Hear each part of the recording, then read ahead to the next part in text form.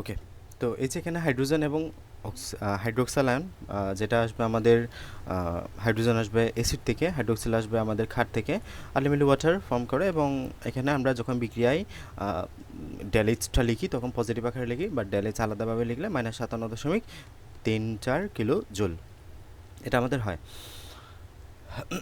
তো এখানে বলে দিচ্ছে আসলে এক মোল পানি উৎপন্ন করতে আমাদের যে পরিমাণ তাপ শোষিত হয় তাকে প্রশমন তাপ বলা হয়। প্রশমন বিক্রিয়া তাহলে আমরা কি পড়বো? প্রশমন তাপ পড়বো। প্রশমন তাপ কি? এক মোল পানি উৎপন্ন করতে যতটুকু যে পরিমাণ তাপ উৎপন্ন হয় তাকে আমরা প্রশমন তাপ বলি। হিসাব করে দেখা গেছে যে এক মোল পানি উৎপন্ন করতে এত কিলোজুল তাপ উৎপন্ন হয়। এরপর আসে অধঃক্ষেপণ বিক্রিয়া বা প্রিসিপিটেশন রিঅ্যাকশন। অধঃক্ষেপণ বিক্রিয়া কাকে বলে? একই দ্রাবকে দুটো যৌগ মিশ্রিত করলে তারা পরস্পরের সাথে বিক্রিয়া করে যে উৎপাদগুলো উৎপন্ন করে তাদের কোনোটা যদি দ্রাবকে অদ্রবণীয় হয়, খুব কম পরিমাণে দ্রবণীয় হয়, তা বিক্রিয়া পাত্রের তলায় কঠিন অবস্থায় জ্বলানি থাকে, তাকে তলানিতে জমা থাকে, তাকে ওই তলানিকে আমরা অধঃক্ষেপ বা প্রিসিপিটেশন বলি। এবং যে বিক্রিয়ায় তলানি জমে তাকে আমরা অধঃক্ষেপণ বিক্রিয়া বা প্রিসিপিটেশন রিঅ্যাকশন বলি। মনে হতে পারে অনেক বড় সংজ্ঞা, বাট মনে রাখাটা খুবই সহজ। মনে করো এখানে এ প্লাস বি বিক্রিয়া করলো, সি প্লাস ডি তৈরি করলো। এ হচ্ছে তোমার লিকুইড, বি হচ্ছে লিকুইড, সি হচ্ছে তোমার সলিড, মানে এটা কঠিন পথে কিছু, সি হলো মনে করো তাও লিকুইড। তাহলে যখন একই দ্রাবকে, এটা হচ্ছে পানি, এই পানি বিক্রিয়া, এটা পানিতে বিক্রিয়া করতেছে, পানিতে বিক্রিয়াটা হচ্ছে একই দ্রাবকে দুটো যৌগ মিশ্রিত করলে, এই যে আমি এবং বি মিশ্রিত করলাম, পরস্পরের সাথে বিক্রিয়া করে যে উৎপাদগুলো তৈরি করে তাদের মধ্যে কোনোটা যদি দ্রাবকে অদ্রবণীয় হয়, তো এ প্লাস বি বিক্রিয়া করে সি প্লাস ডি তৈরি করলো। এবং যেখানে এই সিটা হচ্ছে দ্রাবকে অদ্রবণীয়, কারণ এটা সলিড মানে কঠিন পদার্থ। কঠিন পদার্থ কি পানির সাথে মিশবে? নিশ্চয়ই না। এই জন্য এটাকে আমি সলিড বলেছি। অদ্রবণীয় হতে পারে বা খুব কম পরিমাণে দ্রবণীয় হতে পারে, মানে মিশতেছে না, খুব কম মিশতেছে। তাহলে ওই বিক্রিয়ায় পাত্রের তলায় কঠিন অবস্থা হিসেবে তলানি হিসেবে জমা থাকে। তাহলে এই সিটা কী হবে? সিটা পাত্রের এরকম পাত্রের মাঝে সে দলা দলা হয়ে নিচে তলানি হিসেবে জমা থাকবে। এবং এই তলানির নাম হচ্ছে অধঃক্ষেপ বিক্রিয়া, অধঃক্ষেপ বা প্রিসিপিটেট। এই তলানির নাম কি? অধঃক্ষেপ। এবং যে বিক্রিয়ায় তরল বিক্রিয়ক পদার্থ বিক্রিয়া করে কঠিন উৎপাদে পরিণত হয় তাকে অধঃক্ষেপণ বিক্রিয়া বলা হয়। যে বিক্রিয়ার মধ্যে এই যে আমাদের এখানে প্রিসিপিটেট উৎপন্ন হয়, অধঃক্ষেপ উৎপন্ন হয়, কঠিন উৎপাদ তৈরি হয়, তাকে আমরা বলি অধঃক্ষেপণ বিক্রিয়া। ঠিক আছে? এখানে আমাদের একটা উদাহরণ আমাদের খুব ফেমাস এই জায়গাটাতে, সোডিয়াম ক্লোরাইড সিলভার নাইট্রেট পরস্পরের সাথে বিক্রিয়া করে। খেয়াল করো, এটাও অ্যাকুয়াস, এটাও অ্যাকুয়াস, মানে জলীয়। এগুলা বিক্রিয়া করে সিলভার ক্লোরাইড তৈরি করলো। সিলভার ক্লোরাইড যেটা হচ্ছে সলিড, তার মানে এস দেখেই তোমাকে বুঝতে হবে এটা একটা প্রিসিপিটেশন রিঅ্যাকশন। পরীক্ষার প্রশ্নে তোমাকে দেওয়া থাকবে এখানে এস, বা এরকম একটা নিচে তীরচিহ্ন দেওয়া থাকবে, নিচে তীরচিহ্ন দেওয়া থাকবে। এটা দেখে তোমাকে বুঝতে হবে এটা একটা অধঃক্ষেপণ বিক্রিয়া। সোডিয়াম নাইট্রেট তৈরি হলো, ঠিক আছে? তাহলে সোডিয়াম ক্লোরাইড এবং সিলভার নাইট্রেট বিক্রিয়া করে পরস্পরের সাথে সিলভার ক্লোরাইড এবং সোডিয়াম নাইট্রেট তৈরি হলো। যাদের মধ্যে সিলভার ক্লোরাইডটা হচ্ছে তোমার সলিড, তার মানে এটা পাত্রের তলায় জমা থাকবে। হ্যাঁ, সিলভার ক্লোরাইডের দ্রবণীয়তা অত্যন্ত কম বলে এটা পাত্রের তলা অধঃক্ষেপ হিসেবে জমা থাকে, এবং এটাকে আমরা এই জন্য বলছি অধঃক্ষেপণ বিক্রিয়া। বুঝে গেছে? এবং এই ক্ষেত্রে তুমি এটা একটা অধঃক্ষেপণ বিক্রিয়া আমরা জানি কি না, এটা একটা রেডক্স বিক্রিয়া না, জারণ বিজয়ন বিক্রিয়া না। কেন জারণ বিজয়ন বিক্রিয়া একটু যাচাই করো। এই যে সোডিয়াম +1, ক্লোরান -1, সিলভার +1, নাইট্রেট -1। এই ক্ষেত্রে এবার খেয়াল করো, এটা +1, এটা -1, +1 -1। এবার জারণ সংখ্যা হিসাব করো। এদিকে সোডিয়ামের ক্ষেত্রে দেখো, তো এক্ষেত্রে জারণ সংখ্যার মধ্যে হিসাব করলে তুমি দেখবা এখানে সোডিয়ামের +1, এখানে সোডিয়ামের ক্ষেত্রে কত? +1। তার মানে এক্ষেত্রে জারণ সংখ্যার কোনো পরিবর্তন হয় নাই। ক্লোরাইডের ক্ষেত্রে এটা -1, এখানে ক্লোরাইডের ক্ষেত্রে একটা -1, তার মানে জারণ সংখ্যার কোনো পরিবর্তন হয় নাই। সিলভারের ক্ষেত্রে এখানে +1, এখানে +1, জারণ সংখ্যার কোনো পরিবর্তন হয় নাই। এই জন্য এটা হচ্ছে নন রেডক্স বিক্রিয়া। বুঝে গেছে? সেমভাবে আরেকটা বিক্রিয়ক যদি দেখো, সোডিয়াম সালফেট বেরিয়াম ক্লোরাইডের সাথে বিক্রিয়া করে বেরিয়াম সালফেট। এই যে বেরিয়াম সালফেট একটা অদ্রবণীয় পদার্থ পানির সাথে, ঠিক আছে? তো এটা কি সলিড তৈরি হলো, সোডিয়াম ক্লোরাইড তৈরি হলো। এবং এই জায়গায় আমাদের যেহেতু এটা অদ্রবণীয় পানির সাথে এটা কঠিন পদার্থ তৈরি হলো, এবং এর জন্য একটা অধঃক্ষেপণ বিক্রিয়া, বেরিয়াম সালফেট অধঃক্ষেপ পড়বে। তো এখানে এই লেখাটা বলে দিছে, যে যৌগের অধঃক্ষেপ উৎপন্ন হয় সেই যৌগের ডান পাশে নিচে তীরচিহ্ন দ্বারা বোঝানো হয়। যে নিচে একটা তীরচিহ্ন দেখবা, কিংবা এস বা সলিড এরকম কিছু দেখবা। আমাদের শেষ রাসায়নিক বিক্রিয়ার মাঝে আমরা যে দুটো বিক্রিয়া পড়েছিলাম, একটা হচ্ছে তোমার অধঃক্ষেপণ, একটা হচ্ছে রেডক্স বিক্রিয়া, একটা হচ্ছে নন রেডক্স বিক্রিয়া। এই দুটো বিক্রিয়া আমরা শেষ করেছি। এখন বিশেষ কিছু রাসায়নিক বিক্রিয়া আমরা যদি দেখি, special types of chemical reaction, আমরা কিন্তু 3 প্রকারের রাসায়নিক বিক্রিয়া পড়েছি। একটা হচ্ছে তাদেরকে ভাগ করেছিলাম বিক্রিয়ার দিকের উপর ভিত্তি করে, একটা হচ্ছে একমুখী, একটা হচ্ছে উভমুখী, আর একটা ভাগ করেছিলাম তাপ উৎপাদী হিসেবে, একটা হচ্ছে তাপহারী হিসেবে, আরেকটা পড়েছিলাম ইলেকট্রন দিকের ইলেকট্রন স্থানান্তরের উপর ডিপেন্ড করে। একটা হচ্ছে রেডক্স, যেখানে ইলেকট্রন স্থানান্তর হবে, একটা হচ্ছে নন রেডক্স, যেখানে ইলেকট্রন স্থানান্তর হবে না। রেডক্স বিক্রিয়ার মধ্যে সংযোজন, বিয়োজন, প্রতিস্থাপন, সংযোজন, বিয়োজন, তারপর হচ্ছে দহন, আরটা হচ্ছে কি তোমার সংযোজন, বিয়োজন, প্রতিস্থাপন, দহন, 4 প্রকারের। আর নন রেডক্স বিক্রিয়ার মধ্যে পড়েছি প্রসারণ বিক্রিয়া এবং লাস্ট ওয়ান প্রিসিপিটেশন রিঅ্যাকশন বা অধিক্ষেপণ বিক্রিয়া। 6 প্রকারের বিক্রিয়া গেল। এখন আমরা কিছু special types of chemical reaction যদি দেখি, আর্দ্র বিশ্লেষণ বিক্রিয়া বা পানি বিশ্লেষণ বা হাইড্রোলাইসিস বিক্রিয়া। তাহলে কি পানি বিশ্লেষিত হবে যে বিক্রিয়ায়, তাকে আমরা বলি এই যে তোমার পানি বিশ্লেষণ বিক্রিয়া বা আর্দ্র বিশ্লেষণ বিক্রিয়া। তাহলে কোনো রাসায়নিক বিক্রিয়ায় বিক্রিয়ক হিসেবে যখন পানি অন্য কোনো যৌগের সাথে বিক্রিয়া করে উৎপাদ উৎপন্ন করলে তাকে আমরা আর্দ্র বিশ্লেষণ বা পানি বিশ্লেষণ বিক্রিয়া বলি। তাহলে কোনো রাসায়নিক বিক্রিয়া যখন পানি বিক্রিয়ক হিসেবে কাজ করবে, এই জায়গায় পানি বিক্রিয়ক হিসেবে কাজ করতেছে না, বিক্রিয়ক হিসেবে কাজ করে ওই যে বিক্রিয়কের সাথে বিক্রিয়া করে অন্য কোনো একটা যৌগ তৈরি করলো, তাকে আমরা বলি পানি বিশ্লেষণ বিক্রিয়া। ঠিক আছে, পানি বিশ্লেষণ বিক্রিয়া হলো এটা। তো এক্ষেত্রে আমাদের কী হবে খেয়াল করো তো, পানির মাঝে আমরা দুটা পানিকে যখন আমরা বিশ্লেষিত করি, এখানে হাইড্রোজেন আয়ন পাবো, এখানে OH মাইনাস আয়ন পাবো। সিলিকনের মাঝে সিলিকন, এখানে ক্লোরাইড হচ্ছে মাইনাস, সিলিকন প্লাস। তাহলে এই সিলিকনের পজিটিভটা এই যে হাইড্রোক্সাইড আয়নের সাথে যাবে, পানির নেগেটিভ অংশের সাথে যাবে। তাহলে এটা কি সিলিকনের যোজনী কত 4, এই যে সিলিকনের যোজনী 4, এই যে সিলিকন টেট্রাহাইড্রোক্সাইডের জন্য সিলিকন হাইড্রোক্সাইড তৈরি করলো। ঠিক আছে, সিলিকনের যোজনী 4 হিসেবে নিচে আসলো। এবং এখানে যে ক্লোরাইড হাইড্রোজেন আছে, এই হাইড্রোজেনটা ক্লোরিনের সাথে গিয়ে আলটিমেটলি হাইড্রোক্লোরিক অ্যাসিড তৈরি করবে, HCl তৈরি করবে। এবং এটা হচ্ছে আমাদের একটা পানি বিশ্লেষণ বিক্রিয়া বা আর্দ্র বিশ্লেষণ বিক্রিয়া। সেমভাবে যদি আরেকটা বিক্রিয়া দেখো, অ্যালুমিনিয়াম ক্লোরাইডটা হাইড্রোক্সিলের সাথে বিক্রিয়া করতেছে, তাহলে অ্যালুমিনিয়াম 3 প্লাস ক্লোরাইড এখানে -1, তো পানিকে বাংলায় হাইড্রোজেন আয়ন পাবো, OH মাইনাস আয়ন পাবো। তাহলে এখানে অ্যালুমিনিয়ামটা যাবে কার সাথে, হাইড্রোক্সিলের সাথে, অ্যালুমিনিয়াম হাইড্রোক্সাইড, অ্যালুমিনিয়াম যোজনী কত 3, এই জন্য OH3, দেন HCl তৈরি হবে, যেখানে HCl এবং ক্লোরিন HCl তৈরি করবে। এখন এই অ্যালুমিনিয়াম হাইড্রোক্সাইডটা কি সলিড পদার্থ, অ্যালুমিনিয়াম হাইড্রোক্সাইডটা কি সলিড পদার্থ, এক্ষেত্রে এটা আমাদের অধিক্ষেপণ বিক্রিয়াও হবে। বুঝে গেছে? তাহলে একসাথে এটা আমাদের আর্দ্র বিশ্লেষণ বিক্রিয়া, আরেকদিকে এটা অধিক্ষেপণ বিক্রিয়াও বটে, কারণ এক্ষেত্রে অধিক্ষেপ পড়বে। ঠিক আছে, তাহলে একটা হচ্ছে আমাদের পানি বিশ্লেষণ বিক্রিয়া। এখন পড়বো আমরা পানি যোজন প্রক্রিয়া, যে বিক্রিয়ায় পানি ডিরেক্ট সংযোজিত হবে কোনো মৌলের সাথে। তাহলে অনেক সময় দেখা যায় আয়নিক যৌগগুলো কোয়ালাস বা স্ফটিক গঠনের জন্য এক বা একাধিক পানির অণুর সাথে যুক্ত হয়, এই ধরনের বিক্রিয়াকে পানি যোজন বিক্রিয়া বলা হয়। তাহলে যে বিক্রিয়ায় যৌগগুলা ক্যালাস বা স্ফটিক গঠনের জন্য এক বা একাধিক পানির অণুর সাথে যুক্ত হয়, তাকে আমরা বলি পানি যোজন বিক্রিয়া। তাহলে পানি যোজন মানে কি, যেখানে পানি যোজিত হবে, একসাথে হবে, যৌগগুলোর সাথে যে কয়টি পানির অণু যুক্ত থাকে তাকে ক্যালাস পানি বলা হয়। যত অণু পানি যুক্ত থাকলে তাকে ক্যালাস পানি বলা হয়। এবং কপার সালফেটের সাথে 5 অণু পানি যুক্ত হয়ে পেন্টাহাইড্রেটেড কপার সালফেট তৈরি করে। তাহলে দেখো, কপার সালফেটের সাথে যখন 5 অণু পানি যুক্ত হবে, তখন এই কপার সালফেট পেন্টাহাইড্রেটেড তৈরি হবে। কপার সালফেটের বর্ণ কেমন, সাদা। যখন এখানের সাথে পানি যুক্ত হয় তখন এটা নীল বর্ণ ধারণ করে, নীলাভ বর্ণ ধারণ করে। তো কপার সালফেট উইথ 5s2, তাহলে এখানে হাইড্রেট, পানিকে বলে আমরা হাইড্রেট। তাহলে এখানে কয়টা হাইড্রেট, 5টা, পেন্টাহাইড্রেটেড কপার সালফেট, পেন্টাহাইড্রেটেড কপার সালফেট, যার বাণিজ্যিক নাম হচ্ছে ব্লু ভিটিউল। জিঙ্ক সালফেটের সাথে কত অণু, 7 অণু, এই যে হেফটা হাইড্রেটেড, 7 মানে কি হেফটা হাইড্রেটেড জিঙ্ক সালফেট। তারপরে ফেরাস সালফেটের সাথে কয় অণু, ফেরাস সালফেটের সাথে হচ্ছে আমাদের 7 অণু। তাহলে এটা ফেরাস কেন বলছি, কারণ আমাদের যোজন মান কত ইউজ হয়েছে, যে আয়রন 2+ না, আয়রন 2+, তাই এখানে আমরা বলছি ফেরাস, এখানে কি বলছি ফেরাস। আর যখন আয়রন 3 হইতো, এই যে এটা হইলে আয়রন SO4 হোল 3A2, এটা হচ্ছে কি, এটা হচ্ছে ফেরিক সালফেট। এটা কি, এটা হচ্ছে ফেরিক সালফেট। এখানে আয়রনের যোজনী কত ইউজ হয়েছে, 3 ইউজ হয়েছে, বাট এখানে FeSO4 এ আয়রনের যোজনী কত ইউজ হয়েছে, 2 ইউজ হয়েছে। তাই ফেরাস সবচেয়ে বেশি যোজনী, যেটা বড় যোজনী, যেটা এটাকে বলি ফেরিক, কম যোজনী যেটা এটাকে বলা হচ্ছে ফেরাস। তো এটা হচ্ছে ফেরাস সালফেট উইথ 7s2, মানে হেফটা হাইড্রেটেড ফেরাস সালফেট। ক্যালসিয়াম ক্লোরাইডের সাথে হেক্সা হাইড্রেটেড ক্যালসিয়াম ক্লোরাইড, ম্যাগনেসিয়াম ক্লোরাইডের সাথে হেফটা হাইড্রেটেড ম্যাগনেসিয়াম ক্লোরাইড। কার সাথে কত অণু পানি যুক্ত হয়েছে এটা মুখস্থ রাখবা। এবার আসলে আমরা আরেক প্রকার একটা যদি বিক্রিয়া দেখি, সমানীকরণ বা আইসোমারাইজেশন রিয়াকশন। তো এক্ষেত্রে দেখা যাবে তাদের আণবিক সংকেত একই।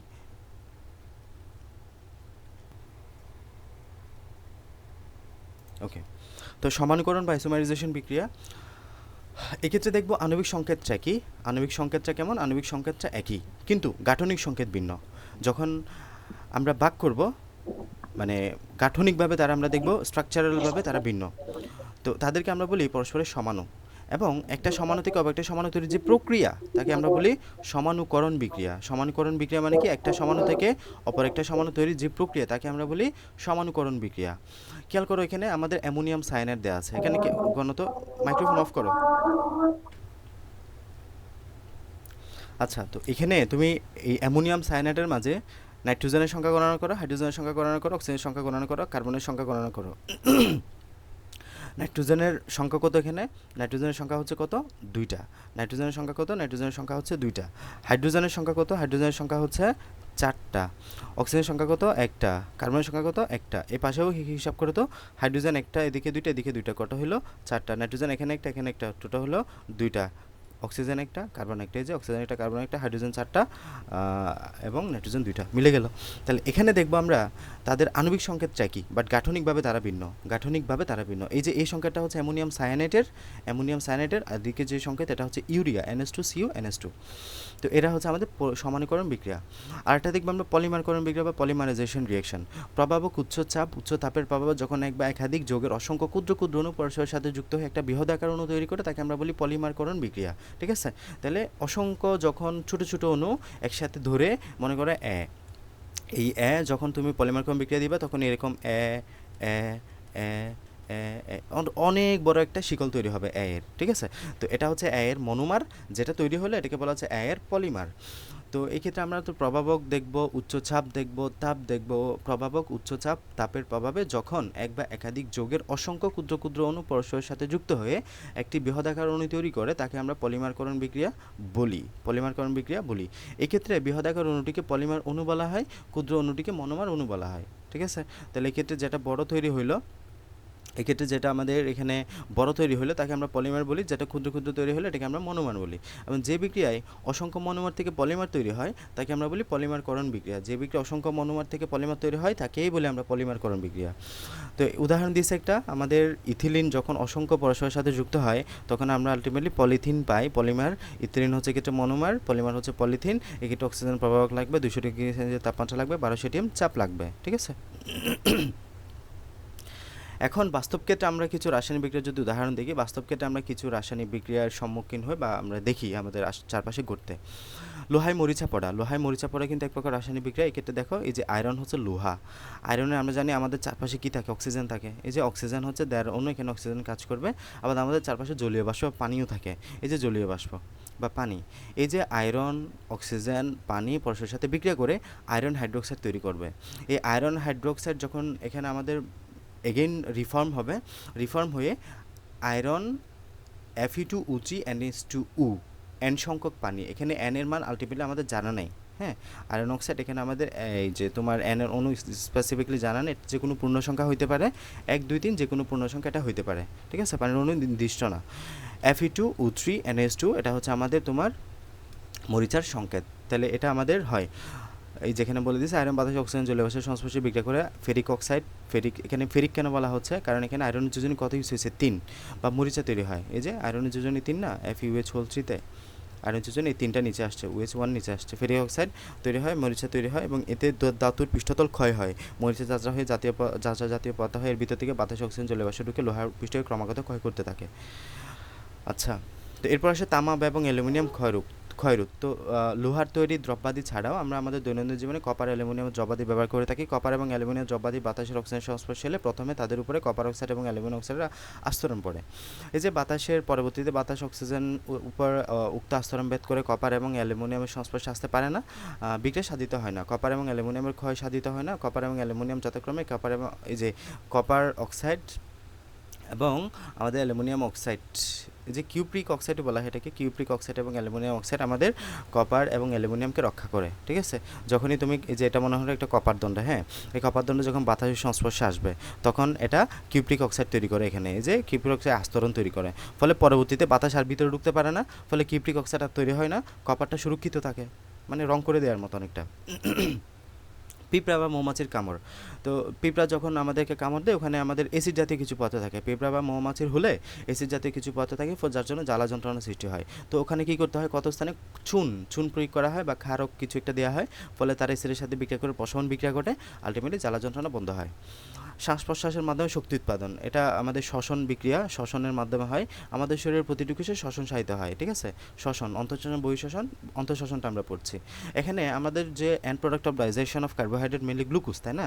এই গ্লুকোজটা অক্সিজেনের সাথে বিক্রিয়া করবে, কার্বন ডাইঅক্সাইড পানি এবং শক্তি বা এটিপি তৈরি করবে অ্যাডেনোসাইন ট্রাইফসফেট। এই এটিপি ইউজ করে আলটিমেটলি আমাদের সকল যাবতীয় শারীরবৃত্তীয় ফিজিওলজিক্যাল সিস্টেম এগুলো চলে থাকে বা ঠিকঠাক তার কার্যাদি সম্পন্ন করে। তাছাড়া আমরা জানি মানুষের শরীরে বিপাক্রিয়ায় অনেকের পাকস্থলীতে অতিরিক্ত এসিএল তৈরি হয়। এই যে অতিরিক্ত এসিএল তৈরি হলো, ওই অতিরিক্ত এসিএলকে প্রশমিত করার জন্য রুগীকে ডাক্তার অ্যান্টাসিড জাতীয় ওষুধ খেতে বলেন। অ্যান্টাসিড মানে কি? এই যে আমাদের যে ক্ষার জাতীয় যে ওষুধ, হ্যাঁ, অ্যান্টাসিড হলে ম্যাগনেসিয়াম হাইড্রোক্সাইড হতে পারে অ্যালুমিনিয়াম হাইড্রোক্সাইডের মিশ্রণ, ঠিক আছে। অ্যান্টাসিড কি এটা একটু পড়ে নেবা, ম্যাগনেসিয়াম হাইড্রোক্সাইড অ্যালুমিনিয়াম হাইড্রোক্সাইডের মিশ্রণ। এই ক্ষারক দুটো অতিরিক্ত এসিএলের সাথে বিক্রিয়া করবে এবং রোগীকে অ্যাসিডিটি থেকে রক্ষা দিবে। তাহলে এসিএল ম্যাগনেসিয়াম হাইড্রোক্সাইড বিক্রিয়া করে ম্যাগনেসিয়াম ক্লোরাইড এবং ওয়াটার পানি তৈরি করে। এসিএল অ্যালুমিনিয়াম হাইড্রোক্সাইড বিক্রিয়া করে অ্যালুমিনিয়াম ক্লোরাইড এবং পানি তৈরি করে। এখানে ম্যাগনেসিয়াম হাইড্রোক্সাইড হচ্ছে তীব্র ক্ষার হিসেবে কাজ করে, যেটা এসিএলকে প্রশমিত করবে। জ্বালানি হিসেবে প্রাকৃতিক গ্যাস, এক্ষেত্রে আমাদের দহন বিক্রিয়া সম্পন্ন হবে যে মিথেন অক্সিজেনের সাথে বিক্রিয়া করে কার্বন ডাইঅক্সাইড তাপ শক্তি উৎপন্ন করে, যে তাপ শক্তি ইউজ করে আমরা রান্নাবান্না করে থাকি। এই বিষয়গুলো একটু পড়বা। বাস্তব ক্ষেত্রে কতিপয় ক্ষতিকর বিক্রিয়া রোধ করার উপায় কী? এই যে মরিচা রোধ করার উপায় কী? তাহলে লোহার উপর রং করে দেয়া। লোহার উপর রং করে দিলে কি হবে? বাতাসের যে উপস্থিতি, এই বাতাসের উপস্থিতি ডিরেক্ট লোহার সংস্পর্শে আসবে না, পানি ডিরেক্ট লোহার সংস্পর্শে আসবে না, ফলে ওই যে বিক্রিয়া হবে না। কারণ আমরা জানি বিক্রিয়াটা হতে কী কী লাগবে? বিক্রিয়াটা হতে এখানে তোমার এই যে আয়রন তো লাগবে, সাথে অক্সিজেনও লাগবে, পানিও লাগবে। তো আমরা যদি এমন একটা ব্যবস্থা করি যেখানে অক্সিজেনও আয়রনের সংস্পর্শে আসবে না, পানিও অক্সিজেন আয়রনের সংস্পর্শে আসবে না, ফলে বিক্রিয়া হবে না। এই যে আমরা এই বিক্রিয়াটা এই কাজটাই করি, রং করে দেই। রং করে দেওয়ার কারণে কি হয়? এই যে লোহার উপর রং করে দিলে সেটি আর বাতাসের সংস্পর্শে আসতে পারে না, ফলে মরিচা পড়তে পারে না। ওকে, তো এখানে আরও কিছু বলা হচ্ছে ইলেকট্রোপ্লেটিং, গ্যালভানাইজিং। এখানে গ্যালভানাইজিং কি? তড়িৎ বিশ্লেষণের মাধ্যমে কোনো ধাতুর উপর জিঙ্কের প্রলেপ দেওয়াকে বলা হচ্ছে গ্যালভানাইজিং। তাহলে গ্যালভানাইজিংয়ের সংখ্যাটা একটু পড়বা। এবং টিনের প্রলেপ দেওয়া, এসএন বা টিনের প্রলেপ দেওয়াকে বলা হচ্ছে টিন প্লেটিং। ওকে, তড়িৎ বিশ্লেষণের মাধ্যমে একটা ধাতুর উপর অন্য ধাতুর প্রলেপ দেওয়ার প্রক্রিয়াকে ইলেকট্রোপ্লেটিং বলা হয়। ইলেকট্রোপ্লেটিং বলা হয়। তাহলে এখানে তিনটা শব্দ, গ্যালভানাইজিং, প্লেটিং এবং ইলেকট্রোপ্লেটিং। বর্ষাকালে যখন ছাদের আঙ্গিনা বা বাড়ির আঙ্গিনা পিচ্ছিল হয় তখন ওখানে কী দেওয়া হয়? বালি দেওয়া হয়। তাহলে বালি দেওয়া হলে কী হয়? আমরা জানি ছাদের আঙ্গিনা যেখানে পিচ্ছিল হয় এখানে আমাদের মেলি ক্ষার জাতীয় পথের জন্য এটা হয়, পিচ্ছিল হয়। তাহলে এখানে যখন বালি দেওয়া হয়, বালির সংকেত কি? Silicon dioxide. এই সিলিকন ডাইঅক্সাইড ক্ষার জাতীয় পদার্থ বা অম্লধর্মী, অ্যাসিডীয় পদার্থ বা অম্লধর্মী। এই ক্ষার এবং অম্ল বিক্রিয়া করে আলটিমেটলি প্রশম বিক্রিয়া করে পিচ্ছিলতা দূর করে। এবার আসো, সেলাই করা সূচকে নারকেল তেলের ভিতরে ডুবিয়ে রাখা হয় কেন? যাতে এটা বাতাসে এবং সংস্পর্শে না আসে এবং এখানে মরিচা না পড়ে। গেল। এরপর আমাদের এদের লাস্টের টপিক হচ্ছে বিক্রিয়ার গতিবেগ এবং বিক্রিয়ার হার। বিক্রিয়ার গতিবেগ এবং বিক্রিয়ার হার। তো আমরা বিক্রিয়া পড়তেছিলাম এতদিন। বিক্রিয়া পড়ার সময় আমরা দেখলাম A+B বিক্রিয়া করে C+D তৈরি করলো। তাহলে এগুলো হচ্ছে বিক্রিয়ক, এগুলো হচ্ছে উৎপাদ। তো এখানে আমাদের যদি আমরা বলি এগুলো হচ্ছে বিক্রিয়ক, বিক্রিয়ক থেকে কি তৈরি হলো? উৎপাদ তৈরি হলো। হার মানে কি বোঝায়? তার মানে এটা হচ্ছে বিক্রিয়া। হার মানে কি বোঝায়? হার মানে বোঝায় সময় দ্বারা ভাগ। এই যে বিক্রিয়ার হার মানে কি? বিক্রিয়ার হার মানে হচ্ছে সময় দ্বারা ভাগ। যদি বলা হয় একক সময়ে, যদি বলা হয় 1 সেকেন্ডে, যদি বলা হয় 1 মিনিটে, যদি বলা হয় 1 ঘন্টায় কতটুকু উৎপাদ তৈরি হলো, কতটুকু এখানে বিক্রিয়ক থেকে উৎপাদ তৈরি হলো, এটা হচ্ছে হার। তাহলে প্রতি একক সময়ে আমরা কি বলবো? তাহলে এটাকে একক সময়ে, এককটা যে কোনো কিছু হইতে পারে, 1 সেকেন্ড, 1 মিনিট, 1 ঘন্টা, যে কোনো কিছু হইতে পারে। একক সময়ে যে পরিমাণ বিক্রিয়ক উৎপাদে পরিণত হয় তাকে বিক্রিয়ার হার বলা হয়। তাহলে একক সময়ে যে পরিমাণ বিক্রিয়ক উৎপাদে পরিণত হয় তাকে বিক্রিয়ার হার বলা হয়। তাহলে বিক্রিয়ার হার কাকে বলে? একক সময়ে যে পরিমাণ বিক্রিয়ক উৎপাদে পরিণত হয় তাকে বিক্রিয়ার হার বলা হয়। আমরা জানি সকল বিক্রিয়ক উৎপাদে পরিণত হয় এবং এই ক্ষেত্রে রাসায়নিক বিক্রিয়া হতে বিক্রিয়ক থেকে উৎপাদে পরিণত হতে 1 সেকেন্ডেরও কম সময় লাগে, আবার কোনো কোনো বিক্রিয়া বিক্রিয়ক উৎপন্ন হতে অনেক বেশি সময় লাগে। আচ্ছা, তো একক সময়ে যে পরিমাণ বিক্রিয়ক থেকে উৎপাদটা পাই আমরা তাকে বলি বিক্রিয়ার হার।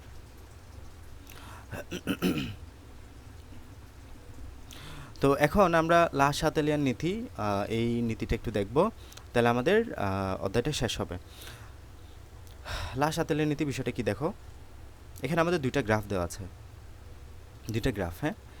এবং এই দুইটা গ্রাফ বোঝার জন্য আমরা লিখি এখানে A+B বিক্রিয়া করে C+D তৈরি হলো। এবং বলতে হবে এটা একটা উভমুখী বিক্রিয়া, উভমুখী বিক্রিয়া, কিন্তু এখানে উভমুখী বিক্রিয়া না বললে ভুল হবে। তো উভমুখী বিক্রিয়া কেন? এক্ষেত্রে এটা হচ্ছে বিক্রিয়ক, এটা হচ্ছে উৎপাদ। বিক্রিয়ক বিক্রিয়া করে উৎপাদ তৈরি করে, বিক্রিয়ক বিক্রিয়া করে উৎপাদ উৎপন্ন করে। এটা হচ্ছে সম্মুখমুখী বিক্রিয়া।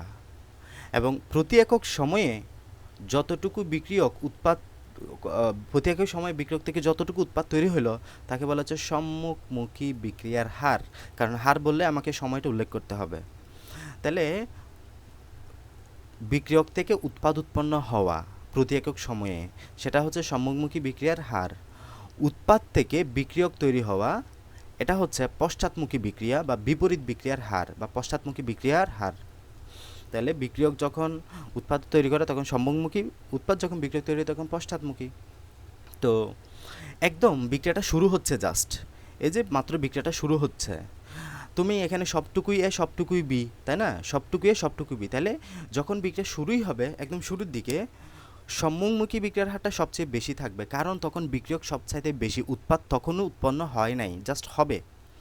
তাহলে শুরুর দিকে সবটুকু বিক্রিয়ক যেহেতু এখানে বেশি, বিক্রিয়ক বিক্রিয়া করে উৎপাদ তৈরি করবে, তার মানে একদম শুরুর দিকে বিক্রিয়ার সময় যদি খেয়াল করো তুমি, একদম শুরুর দিকে সম্মুখী বিক্রিয়ার হারটা সবচেয়ে বেশি।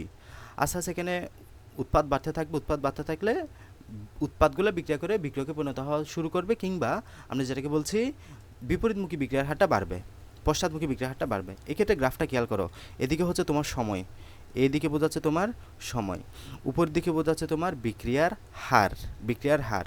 এই যে এই উপরের গ্রাফটা হচ্ছে সম্মুখমুখী বিক্রিয়ার হার, এর নিচের গ্রাফটা হচ্ছে বিপরীতমুখী বিক্রিয়ার বা পশ্চাৎমুখী বিক্রিয়ার হারের গ্রাফ। সময় খেয়াল করো, এখানে সময় 0 সেকেন্ড, 0 সেকেন্ডে আমাদের সম্মুখী বিক্রিয়ার হারটা একদম সর্বোচ্চ। কেন? সময় যখন শুরু তখন একেবারে বিক্রিয়ার হার সবার চেয়ে বেশি থাকবে সম্মুখী বিক্রিয়ার হারটা, কারণ এখানে উৎপাদী বিক্রিয়কই সব। তাহলে যখন আস্তে আস্তে সময় যাচ্ছে সম্মুখী বিক্রিয়ার হারটা আস্তে আস্তে কমতেছে, বিপরীতমুখী বিক্রিয়ার হারটা আস্তে আস্তে বাড়তেছে, কারণ এক্ষেত্রে উৎপাদ তৈরি হচ্ছে, উৎপাদগুলো আবার বিক্রিয়কে পরিণত হওয়া শুরু হলো।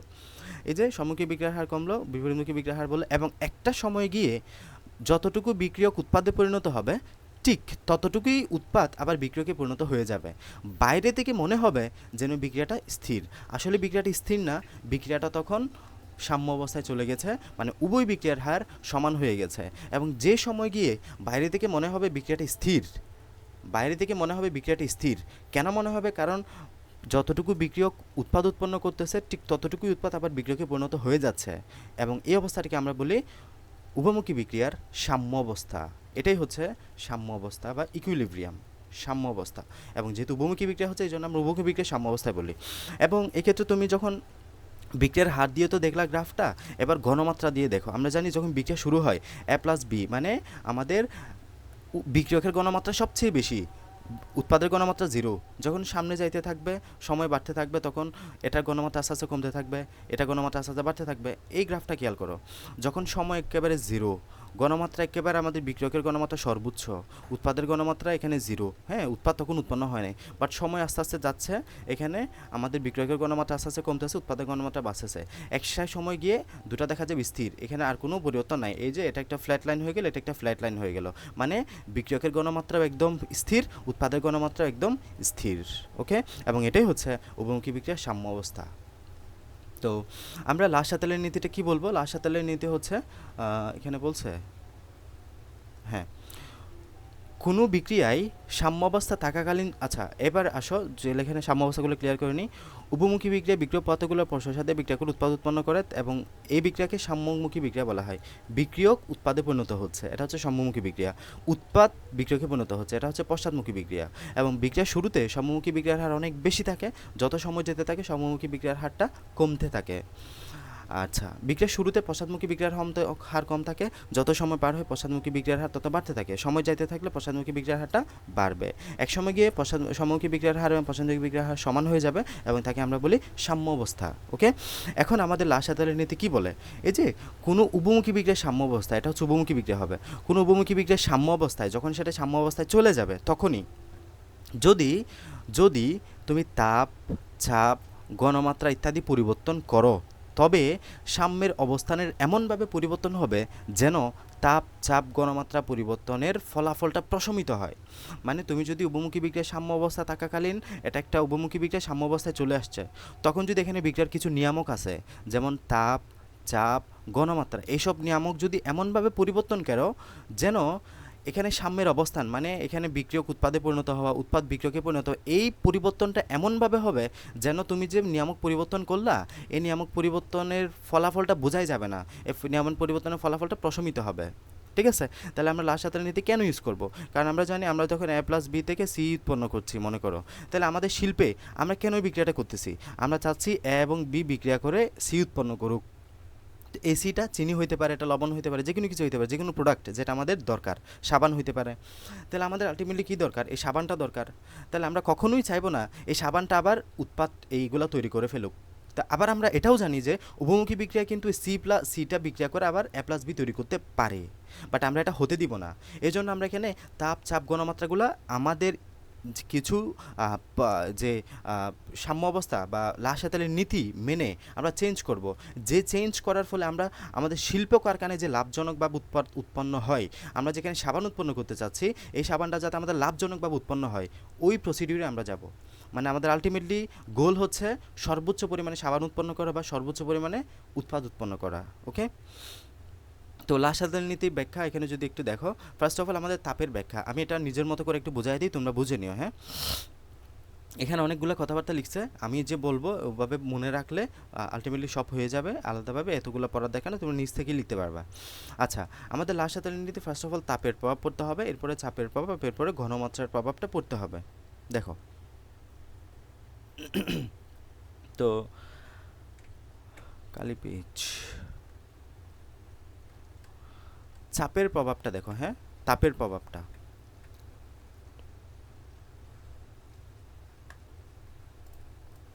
তাহলে তাপের প্রভাবটা দুই রকমের হইতে পারে। হ্যাঁ, তাপের প্রভাবটা দুই রকমের হইতে পারে। তাপের প্রভাব পড়তেছি, এই তাপের প্রভাবটা হইতে পারে আমাদের একটা বিক্রিয়া তাপ উৎপাদীয় হইতে পারে, তাপ হারিও হইতে পারে, তাই না?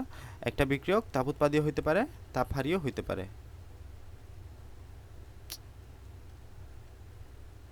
আচ্ছা, মনে করো এটা তাপ উৎপাদী বিক্রিয়া, তাপ উৎপাদী বিক্রিয়া। তাপ উৎপাদী বিক্রিয়া কী হয়? ড্যালেজ নেগেটিভ হয়, ড্যালেজ নেগেটিভ হয়, ড্যালেজ নেগেটিভ হয়। এটা সবসময় মাথায় রাখবা, এই কথাটাই মাথায় রাখবা সবসময়। বিক্রিয়া যেটা হচ্ছে, বিক্রিয়ায় যেটা হচ্ছে সেটার উল্টাটা যদি তুমি করো, বিক্রিয়ায় যেটা হচ্ছে সেটার উল্টাটা যদি তুমি করো, বিক্রিয়া সামনের দিকে যাবে। বিক্রিয়া কিসে যাবে? বিক্রিয়া সামনের দিকে যাবে। বিক্রিয়ায় যেটা সংঘটিত হচ্ছে তার উল্টাটা যদি তুমি করো, বিক্রিয়া সবসময় সামনের দিকে যাবে, সামনের দিকে যাবে। এখন পিছনের দিকে কখন যাবে? তার ঠিক উল্টাটা করলে। মনে করো আমি ফার্স্ট আলোচনা করতেছি তাপের প্রভাব সম্পর্কে। তাপের প্রভাব দুই রকমের হইতে পারে, একটা তাপ উৎপাদী বিক্রিয়ার ক্ষেত্রে হইতে পারে, একটা তাপ হারি বিক্রিয়ার ক্ষেত্রে হইতে পারে। তাপের প্রভাব মনে করো আমি A+B বিক্রিয়া করে C+D তৈরি করলো, এই ক্ষেত্রে ড্যালেজ হচ্ছে নেগেটিভ, ড্যালেজ হচ্ছে কি নেগেটিভ, তার মানে এটা একটা তাপ উৎপাদী বিক্রিয়া। তাপ উৎপাদী বিক্রিয়া মানে এই ক্ষেত্রে তাপমাত্রা কি? তাপমাত্রা উৎপন্ন হচ্ছে। তাপ উৎপাদী মানে কি? তাপ উৎপন্ন হচ্ছে। আমি যদি তাপ কমাই, বিক্রিয়া সামনের দিকে যাবে। বিক্রিয়া যা হবে তার ঠিক উল্টাটা করতে হবে। এখানে তাপ উৎপাদী বিক্রিয়া তাপ যদি তুমি কমাও, বিক্রিয়া সামনের দিকে যাবে। এখন তোমাকে যদি প্রশ্নে দিল তোমাকে এখানে কীভাবে তুমি সর্বোচ্চ পরিমাণ উৎপাদ পাবা, সর্বোচ্চ পরিমাণে বিক্রিয়ক পাবা, এটা তোমার প্রশ্নের উপর ডিপেন্ড করবে। তো তুমি আগে বুঝে গেছো এখানে যদি তুমি তাপ কমাও, বিক্রিয়া সামনের দিকে যাবে, তার মানে তাপ বাড়াইলে বিক্রিয়া পিছনের দিকে যাবে। ঠিক আছে, তাপ কমাইলে সামনের দিকে যাবে, মানে কি সম্মুখমুখী বিক্রিয়ার হারটা বাড়বে, মানে সর্বোচ্চ পরিমাণে তুমি C+D পাবা। এখন যদি মনে করো এটা তাপহারী বিক্রিয়া, এটা তাপহারী বিক্রিয়া, তাপহারী বিক্রিয়া। এই তাপহারী বিক্রিয়া ড্যালেজ কি? এই তাপহারী বিক্রিয়া ড্যালেজ হচ্ছে পজিটিভ, তার মানে তাপ শোষিত হবে। তো A+B বিক্রিয়া করে তোমার C+D তৈরি করলো, এই C+D তৈরি করলো এখানে আমাদের এটা একটা তাপহারী বিক্রিয়া। এখন এই তাপহারী বিক্রিয়ায় তাপ শোষিত হলো, আমি বললাম কি যা হবে তার ঠিক উল্টাটা করবা। এ জায়গায় তাপ শোষিত হচ্ছে না, তাপ শোষিত হচ্ছে না, তার মানে তাপ কমতেছে না, তুমি তাপ বাড়াও, তুমি তাপ দাও, এই বিক্রিয়ায় তাপ বাড়াও। তাপ বাড়াইলে বিক্রিয়া সামনের দিকে যাবে, তাপ বাড়াইলে বিক্রিয়া সামনের দিকে যাবে। বুঝে গেছে? তাপ বাড়াইলে বিক্রিয়া সামনের দিকে যাবে, তার মানে যেটা হচ্ছে তার ঠিক উল্টা করতে হবে। তাপ উৎপাদী বিক্রিয়া কী করলাম? তাপ উৎপাদী বিক্রিয়া তাপ উৎপন্ন হচ্ছে, আমি তাপ কমাইলাম, তাপ কমানোর ফলে বিক্রিয়া সামনের দিকে গেল। তাপ হারি বিক্রিয়া তাপ শোষিত হচ্ছে, আমি তাপটা আরও বাড়াই দিলাম, তাপটা আমি উল্টা করলাম, মানে তাপ শোষিত হচ্ছে, তাপ কমতেছে, আমি তাপ বাড়াই দিলাম, বিক্রিয়া সামনের দিকে যাচ্ছে। ওকে, এখন আমি যদি উল্টাটা করি, তাপ যদি একে আবার কমাই দিই, বিক্রিয়া পিছনের দিকে যাবে। এটা আমার প্রশ্নের উপর ডিপেন্ড করবে, আমার যখন যে সিদ্ধান্ত নেওয়া লাগে সেই সিদ্ধান্ত আমি নিব। এটা হচ্ছে আমাদের তাপের প্রভাব। তাহলে খুবই সিম্পল, বিক্রিয়া যেটা হবে তার ঠিক উল্টা কাজটা করতে হবে, বিক্রিয়া সামনের দিকে যাবে। এবার আসো যদি চাপের প্রভাব বলা হয়, চাপের প্রভাব, তো চাপের প্রভাবের জন্য কিছু শর্ত আছে। প্রথম শর্ত, যে বিক্রিয়কগুলো থাকবে সব বিক্রিয়ক উৎপাদ সবগুলো কি হতে হবে? গ্যাস হইতে হবে, গ্যাসীয় হইতে হবে, গ্যাসীয় হইতে হবে, সবগুলো কি গ্যাসীয় হইতে হবে। দ্বিতীয় শর্ত, উৎপাদ এবং বিক্রিয়কের মধ্যে মূল সংখ্যার পার্থক্য থাকতে হবে। উৎপাদ এবং বিক্রিয়কের মধ্যে মূল সংখ্যার পার্থক্য থাকতে হবে। তাহলে এক্ষেত্রে মনে করো a প্লাস বি বি উৎপন্ন করে 2c প্লাস ডি উৎপন্ন করলে এক্ষেত্রে মূল সংখ্যা কত? এখানে কিছু নয় মানে এক, এখানে কিছু নয় মানে এক, তার মানে কত? 2। এক্ষেত্রে মূল সংখ্যা কত? এখানে 2, এখানে 1, তার মানে 3। এই যে মূল সংখ্যার পার্থক্য হয়েছে না, তার মানে এখানে চাপের প্রভাব খাটবে। যদি কখনো দেখো যে a প্লাস বি বিক্রিয়া করে c প্লাস ডি তৈরি করলে এখানে মূল সংখ্যা 2, এখানে মূল সংখ্যা 2, তার মানে এখানে চাপের প্রভাব খাটবে না। কখন খাটবে? যখন মূল সংখ্যার পার্থক্যটা হবে। আচ্ছা, তো এখানে দেখলা যে মূল সংখ্যা এক্ষেত্রে কি? এখানে বিক্রিয়কে মূল সংখ্যা 2, উৎপাদে মূল সংখ্যা 3, তার মানে মূল সংখ্যা কি বাড়ছে না? যদি মূল সংখ্যা বাড়ে, যদি মূল সংখ্যা বাড়ে তুমি চাপ কমাও, বিক্রিয়া সামনের দিকে যাবে। যেটা হয় তার ঠিক উল্টা করতে হবে সিস্টেম। তাহলে যদি এখানে 2 থেকে 3 হয়েছে না মূল সংখ্যা, তুমি চাপ কমাও, বিক্রিয়া সামনের দিকে যাবে। মনে করো কোনো ক্ষেত্রে দেখছো যে এক্ষেত্রে এদিকে মূল সংখ্যা হচ্ছে মনে করো 5, এদিকে মূল সংখ্যা হচ্ছে 4, তাহলে মূল সংখ্যা কমে গেছে না? তাহলে এখানে মূল সংখ্যা কমছে, তুমি চাপ বাড়াও, বিক্রিয়া সামনের দিকে যাবে। তাহলে এখন বাকি সিদ্ধান্তটা নাও, চাপ বাড়াইলে যদি বিক্রিয়া সামনের দিকে যাই, চাপ কমাইলে বিক্রিয়া পিছনের দিকে যাবে। এটা তো সিম্পল। আর গণমাত্রা পাওয়াটা খুবই সহজ। তুমি যদি বিক্রয়কের গণমাত্রা বাড়াও, এই যে বিক্রয়কের গণমাত্রা বাড়াইলে উৎপাদের গণমাত্রা বৃদ্ধি পাবে, বিক্রিয়া সামনের দিকে যাবে। উৎপাদের গণমাত্রা বাড়াইলে বিক্রয়ক পিছনের দিকে যাবে। এটাই, যেদিকে বাড়াবো তার বিপরীত দিকে বিক্রিয়ার গতি বৃদ্ধি পাবে। এখন আমাদের এখানে খুব সহজভাবে, এখানে অনেক হয়তো তোমাদের জটিল লাগতে পারে। গণমাত্রার প্রভাব কিভাবে বুঝবো? এই যে বিক্রয়কের গণমাত্রা বাড়াইলে বিক্রিয়া সামনের দিকে যাবে, উৎপাদের গণমাত্রা বাড়াইলে বিক্রিয়া পিছনের দিকে যাবে। সিম্পল। আর গণমাত্রার প্রভাব আছে সেটা কিভাবে বুঝবো? গণমাত্রা পাওয়ার জন্য কোনো শর্ত নাই, সব বিক্রিয়ায় গণমাত্রা পাওয়া থাকবে। আচ্ছা, তো আমরা এখানে তাপের প্রভাবটা পড়লাম। তাপের প্রভাবে নাইট্রোজেন হাইড্রোজেনের সাথে বিক্রিয়া করে অ্যামোনিয়া তৈরি করলো, এবং এখানে ডেলএইচের পরিমাণ হচ্ছে -92 কিলো জুল। ডেলএইচের পরিমাণ কত? -92 কিলো জুল। এখন তোমাকে প্রশ্ন করা হলো তুমি শিল্প কারখানায় সর্বোচ্চ পরিমাণে অ্যামোনিয়া কীভাবে পাবা? তাহলে এটা কি বলো? এক্ষেত্রে আমি তাপের প্রভাব একটু বলে দিই। তাপের প্রভাব এক্ষেত্রে -92 কিলো জুল, তার মানে তাপ উৎপাদী বিক্রিয়া। তাপ উৎপাদী বিক্রিয়া, তার মানে তাপ উৎপন্ন হচ্ছে। আমি তাপ কমাবো, তাপ কমালে বিক্রিয়া সামনের দিকে যাবে, তার মানে সম্মুখমুখী বিক্রিয়ার হার বাড়বে। সম্মুখমুখী বিক্রিয়ার হার বাড়া মানে বিক্রিয়ক অনেক বেশি বিক্রিয়া করে উৎপাদ তৈরি করবে, তার মানে আমি সর্বোচ্চ পরিমাণ উৎপাদ অ্যামোনিয়া পাবো। এটা হচ্ছে আমার একটা শর্ত গেল। এরপরে আসো মূল সংখ্যার ক্ষেত্রে। এক্ষেত্রে মূল সংখ্যা কত? 1। এক্ষেত্রে মূল সংখ্যা কত? 3। 3 একে কত হয়? 4। এক্ষেত্রে হিসাব করো, এক্ষেত্রে 2 মূল সংখ্যা। ঠিক আছে, এই সামনে যেটা থাকবে সেটা কিন্তু মূল সংখ্যা, এগুলো ভুল করবে না। তো এক্ষেত্রে 4 থেকে 2 হয়েছে, 4 থেকে 2 হয়েছে মূল সংখ্যা, তার মানে কি মূল সংখ্যা কমছে। মূল সংখ্যা কমছে, তুমি চাপ বাড়াও, বিক্রিয়া সামনের দিকে যাবে। মানে উল্টা, মূল সংখ্যা কমছে, তুমি চাপ বাড়াও, বিক্রিয়া সামনের দিকে যাবে। তার মানে আমার এখানে তাপ কমাইতে হবে, মূল সংখ্যা বাড়াইতে হবে, বিক্রিয়া সামনের দিকে যাবে। আমি যদি নাইট্রোজেন এবং হাইড্রোজেন গণমাত্রা বাড়াই, অধিক পরিমাণে অ্যামোনিয়া আমি পাবো। এটাই হচ্ছে আমাদের তিনটা যে নিয়ামকের যে প্রভাব। সাম্যাবস্থার উপর তাপের প্রভাব বললাম, এখানে এগুলো পড়ে নিবা। সাম্যাবস্থানে এটা, আর এখানে দেখো এটা মনে হয় তাপহারী বিক্রিয়া দিছে। এই যে নাইট্রোজেন অক্সিজেনের সাথে বিক্রিয়া করে নাইট্রিক অক্সাইড তৈরি করে, যেটা হচ্ছে তাপহারী বিক্রিয়া। তাপহারী বিক্রিয়া, তাহলে এখানে কি হবে? এখানে তাপহারী বিক্রিয়া, তাপ কমছে, আমি তাপ বাড়াবো, তাপ দিব, তাপ বাড়াইলে বিক্রিয়া সামনের দিকে যাবে, সম্মুখী বিক্রিয়ার হার বাড়বে। ওকে, গেল। চাপের প্রভাব। চাপের প্রভাবের ক্ষেত্রে অবশ্যই আমাদের এক্ষেত্রে কিছু শর্ত, এই যে যেটা মূল সংখ্যা বেশি পার্থক্য থাকতে হবে, মূল সংখ্যা বেশি কম হইতে হবে। এখানে যদি মূল সংখ্যা একই হয়, এখানেও 4 মোল, এখানে 4 মোল হবে না, এক্ষেত্রে এটা হবে না। এক্ষেত্রে দেখে এখানে টোটাল কত মোল? এখানে 1, এখানে 3, 4 মোল, বাট এক্ষেত্রে 2 মোল, তার মানে মূল সংখ্যা পার্থক্য আছে, চাপের প্রভাব থাকবে। বাকি আরেকটা শর্ত দেখবে, গ্যাস আছে কিনা সব। এটাও গ্যাস, এটাও গ্যাস, এটাও গ্যাস, গ্যাসীয় হইতে হবে। তারপর এখানে আমাদের লাস্ট তেলের নীতি খাটবে চাপের প্রভাবটা। এখানে যেহেতু মূল সংখ্যা হ্রাস পাইছে, তাই চাপ বাড়াবো, চাপ বাড়ালে বিক্রিয়া সামনের দিকে যাবে। এদিকে দেখো, এক্ষেত্রে মূল সংখ্যা 1, এক্ষেত্রে মূল সংখ্যা 1, টোটাল কত হয়? বিক্রিয়কের মূল সংখ্যা 2, এক্ষেত্রে মূল সংখ্যা 2, তার মানে চাপের প্রভাব থাকবে না, শেষ, কোনো চাপের প্রভাব নেই। গণমাত্রার প্রভাব, এই যে সকল বিক্রিয়ার সাম্যাবস্থার উপর বিক্রিয়কের গণমাত্রার প্রভাব রয়েছে। বিক্রিয়কের সাম্যাবস্থায় যে কোনো একটি বিক্রিয়কের গণমাত্রা বাড়ে, লাস্ট সাথে নীতি অনুসারে বিক্রিয়কের গণমাত্রা কমে পরিবর্তন ফলকে আমাদের উৎপাদের পরিমাণ বৃদ্ধি হতে পারে। মানে তুমি যখন এখানে বিক্রিয়কের গণমাত্রা বাড়াবা, অটোমেটিক উৎপাদ বাড়তে থাকবে। তাই তোমাকে যদি বলা হয় তুমি শিল্প কারখানায় কীভাবে সর্বোচ্চ পরিমাণ উৎপাদ পাবা, তোমার আনসার হবে আমি বিক্রিয়কের গণমাত্রা সর্বোচ্চ করব, বিক্রিয়কের গণমাত্রা বাড়াবো। শেষ আমাদের অধ্যায়টা। তো এতটুকুই ছিল আমাদের এই অধ্যায় সম্পর্কে। আমরা অনেক কিছুই পড়লাম। আর এখানে তাপের প্রভাবের ক্ষেত্রে যদি আসলে অত বলে নাই, আর না বলি, অত কিছু বলে নাই আর, মানে এখানে কিছু আমাদের তোমার কিছু স্পেসিফিক টেম্পারেচার থাকে, যে টেম্পারেচারের জন্য অর্থনুকূল তাপমাত্রা বলা হয়, যে টেম্পারেচারের জন্য আমাদের সর্বোচ্চ পরিমাণ আমরা উৎপাদ পাই। আচ্ছা, এগুলো বলা দরকার নেই, এগুলো এসএসসিতে গেলে পড়বা। তো আমাদের এতটুকুই আমাদের অধ্যায়টা। আমরা লাস্ট সাতের নীতি পড়লাম। লাস্ট সাতের নীতি মেন কনসেপ্ট আমি যেভাবে আমি মনে রেখেছি আমার মতে, সেটা হচ্ছে বিক্রিয়ায় যেটা হবে তার ঠিক উল্টা কাজটা করবা, বিক্রিয়া সামনের দিকে যাবে। বিক্রিয়ায় যেটা হবে তার ঠিক উল্টা কাজটা করবা, বিক্রিয়া সামনের দিকে যাবে। বিক্রিয়ায় যা হবে তার ঠিক উল্টা, বিক্রিয়া সামনের দিকে যাবে, সম্মুখী বিক্রিয়ার হার বাড়বে, অধিক পরিমাণ উৎপাদ তুমি পাবা। এক্ষেত্রে তাপ উৎপাদী হলে তাপ উৎপন্ন হবে, তুমি তাপ কমাবা, বিক্রিয়া সামনের দিকে যাবে। তাপ হারি বিক্রিয়া হলে তাপ কমবে, তুমি তাপ বাড়াবা, উল্টা বিক্রিয়া সামনের দিকে যাবে। চাপ কমলে তুমি চাপ বাড়াবা, বিক্রিয়া সামনের দিকে যাবে। এটাই। সবাই বুঝছো? আসসালামু আলাইকুম। আসসালামু আলাইকুম।